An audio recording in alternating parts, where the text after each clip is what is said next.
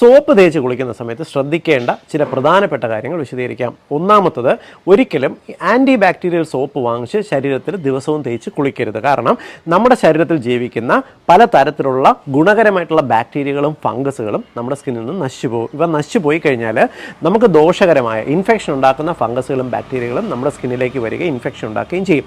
രണ്ടാമത്തെ കാര്യം എന്ന് പറയുന്നത്, നമ്മൾ വാങ്ങുന്ന സോപ്പ് വളരെ തീവ്രമായ മണമുള്ള സോപ്പ് ഉപയോഗിക്കരുത്. കാരണം ഈ മണത്തിന് വേണ്ടി സോപ്പ് ചേർക്കുന്ന രാസവസ്തുക്കൾ നമുക്ക് സ്കിന്നിന് ഇറിറ്റേഷൻ ഉണ്ടാക്കാൻ സാധ്യതയുണ്ട്. മൂന്നാമത്തെ കാര്യം, എപ്പോഴും നമ്മൾ മൈൽഡായിട്ടുള്ള സോപ്പോ ഷവർ ജെല്ലോ മാത്രമേ ഉപയോഗിക്കാൻ പാടുള്ളൂ. ശരീരം മുഴുവൻ സോപ്പ് തേച്ച് കുളിക്കേണ്ട ആവശ്യമില്ല. നമ്മൾ ശരീരത്തിൽ സോപ്പ് തേക്കേണ്ട 5 പ്രധാന ഭാഗങ്ങളുണ്ട്. ഒന്ന് മുഖം, നമ്മുടെ കൈകാലുകൾ, അതേപോലെ തുടയിടുക്ക്, കക്ഷം. ഇത്രയും ഭാഗങ്ങളിൽ മാത്രം നിങ്ങൾ കുളിക്കുന്ന സമയത്ത് സോപ്പ് തേച്ച് കുളിച്ചാൽ മതി. ബാക്കിയുള്ള ഭാഗത്ത് ആഴ്ചയിൽ 1 ദിവസം സോപ്പ് തേച്ചാൽ മതിയാവും. അതേപോലെ സോപ്പ് തേച്ച് കുളിക്കുന്ന സമയത്ത് ശരീരത്തിലുള്ള പൂർണ്ണമായും പത കഴുകി കളയാനായിട്ട് ശ്രദ്ധിക്കണം. ബൈ.